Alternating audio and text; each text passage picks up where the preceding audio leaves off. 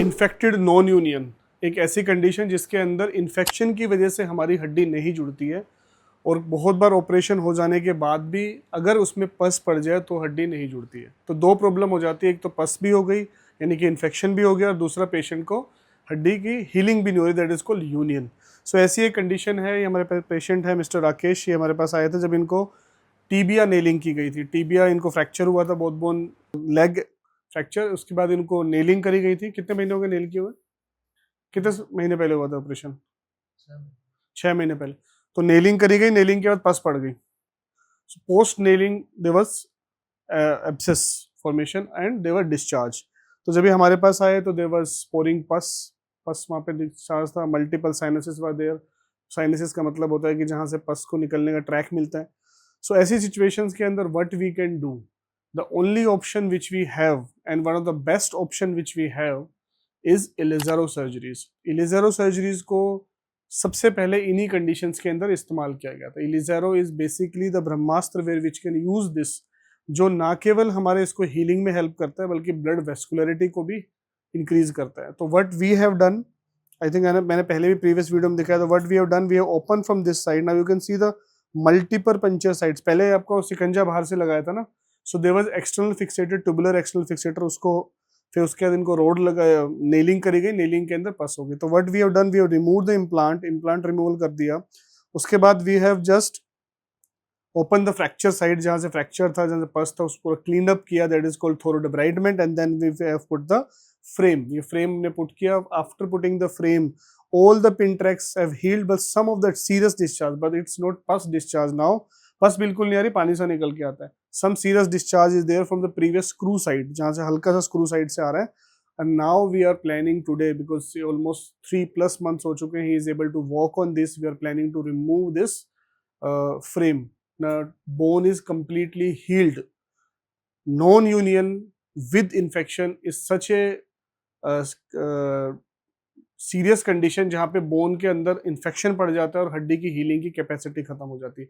ऐसी कंडीशन के अंदर सिर्फ और सिर्फ हम लोग इलिज़ारो फ्रेम का इस्तेमाल करके ही इसको पैर को बचा सकते हैं। ऐसी सिचुएशंस भी पेशेंट्स की आ जाती है जहाँ पे हमें एम्पुटेशन वाली सिचुएशन पे भी जाना पड़ जाता है। ऐसी सिचुएशन में पेशेंट्स आए हैं जो पिछले 6 साल से 5 साल से पस ही पस पड़ी हुई है। जब ऐसी सिचुएशन हो जाए तब हमें कई बार एम्पुटेशन की तरफ जाना पड़ता है, पर फिर भी Ilizarov is a very good example.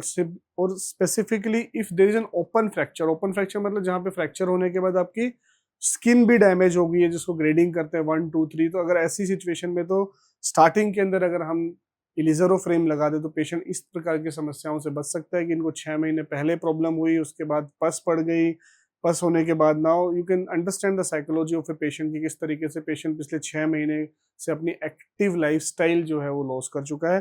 But अब ये सारी चीज़ें ठीक हो चुकी है and we are removing the frame. तो 3 महीने के अंदर जब भी हमारे पास जिस कंडीशन में आया था उससे तो बहुत बेहतर है। पेन तो नहीं है। So whenever we are removing the frame, जब भी हम इस फ्रेम को रिमूव करते हैं तो वी कॉल डायनामाइजेशन। हमने डायनामाइज किया, हमने पूरी की पूरी रोड्स को लूज कर दिया and we allowed him to walk for 4 to 5 days। अब कितने दिन पहले आए थे? अभी 4 days पहले। तो 4 days बैक ही केम, तब हमने सारा का सारा रिमूव कर दिया। नाउ ही इज वॉकिंग, बिल्कुल सही चल रहा है, उस पर कोई दर्द नहीं हो रहा ना, बिल्कुल। चलो एक बार वॉक कराएंगे आपको भी। बहुत लोग कहते हैं कि फ्रेम पे दिक्कत होती है। Now it is totally frame cumbersome होता है। क्या भारी लगा आपको frame? Now he is totally walking. वहां जाइए। ये आवाज इसलिए आ रही because we have done the dynamization. Dynamization में after loosening everything he is able to walk completely, putting full weight on this. So now it indicates that bone is completely healed, means union is there is no pus, nothing. Now it's the time to remove the frame. तो today we are going to remove his frame. And beauty of Ilizarov is that कि अगर हम plating लगाते हैं, nailing लगाते हैं और अगर हमें इम्प्लांट रिमूवल करना पड़ता है तो फिर एक पूरी कंप्लीट सर्जरी करनी पड़ती है, जिसके अंदर पेशेंट को एडमिट करके एनेस्थीसिया देके करते हैं। बट यहाँ पे it can be very well done in ICU और ओटी विदाउट एनी एनेस्थीसिया। हम यहाँ पे सिर्फ पिन ट्रैक्स क्लीन करेंगे without any anaesthesia.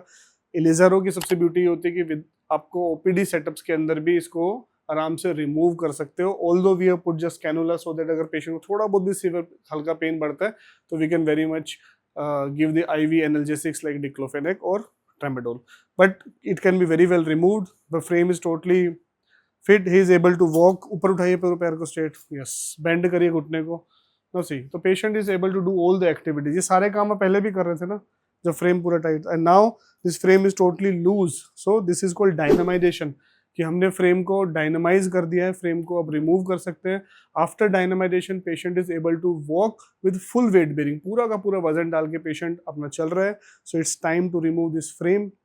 Some of the points are there जहाँ पे सीरियस डिस्चार्ज हो रहा है, तो वी विल पुट ए एक सपोर्ट के लिए हम we will put a scotch cast, very thin scotch cast, so that थोड़े दिन के लिए हम प्रोटेक्शन रखते हैं, और उसके बाद he will be totally free and he will be able to walk, he will be able to do all these activities, bending, knee bending, squatting, sitting, everything is possible. So ये कैसे possible होता है? Only because of Elizero. That is the beauty of Elizero, कि हम इस पे जब हम Elizero फ्रेम लगाते हैं, there is no चीरा फाड़ी एक्स्ट्रा, बाहर से हमने सिर्फ पेंस को वायर्स को लगाया हुआ है, and every thing is being holded by these rings.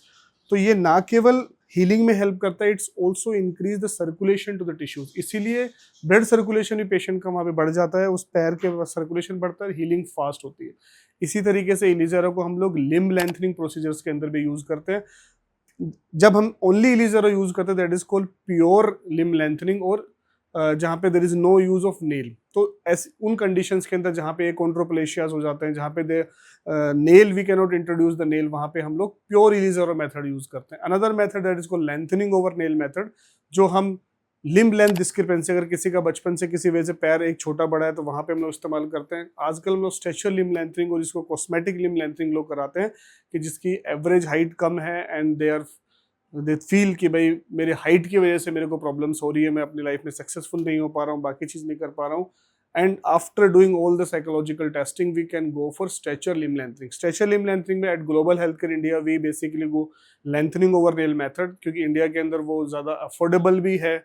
और थर्ड मेथड होता है that is called internal nail method. Internal nail method के अंदर it's a very costly affair, so we at our centre go for lengthening over nail method for limb length discrepancy as well as for cosmetic limb lengthening. तो cosmetic limb lengthening के अंदर सिर्फ variation ये रहेगा कि along with frame it will be 3 ring frame, जो मैंने बहुत सारी वीडियोस भी कॉस्मेटिक लिम्ब लेंथनिंग बनाई, उसके अंदर हम लेंथनिंग ओवर नेल करते हैं। तो tibia as well as femur दोनों के लिए लिम्ब लेंथनिंग की जा सकती है, for limb length discrepancy also and for normal stretcher limb lengthening. So if you are looking for limb lengthening surgeries, you are looking for stretcher limb lengthening surgery, you can contact on the below number. We are providing the most affordable limb lengthening worldwide, most affordable limb lengthening in India, and with utmost care, with providing best excellent care, best OT. We are NABH accredited hospital, and we are providing the full package where you will get all the facilities in that package only, where we will provide you all the rehabilitation, physio rehabilitations, your dietary, everything will be taken care of. So if you're looking for limb lengthening, you can contact the below number for both as femur as well as for tibia. Thank you so much.